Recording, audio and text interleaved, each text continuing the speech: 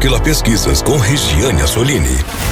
Você sabia que o Caminho do Piabiru é uma rota histórica que conecta o Oceano Atlântico ao Pacífico, atravessando o Brasil, Peru e outros países da América Latina? Utilizado há mais de 3.000 anos por povos indígenas e, mais tarde, por exploradores europeus, como portugueses e espanhóis, o caminho serviu para a busca de ouro e prata. Urandir, um pesquisador brasileiro, começou a explorar esta rota na adolescência, investigando diversos trechos, como o que liga Cusco, no Peru, ao litoral brasileiro. O Piabiru facilitou migrações indígenas e teve um papel importante na colonização do sul do país. E as pesquisas continuam. Ficou curioso? Quer saber mais? Busque conhecimento em www.daquila.com.br. Minuto Dáquila Pesquisas com Regiane Assolini.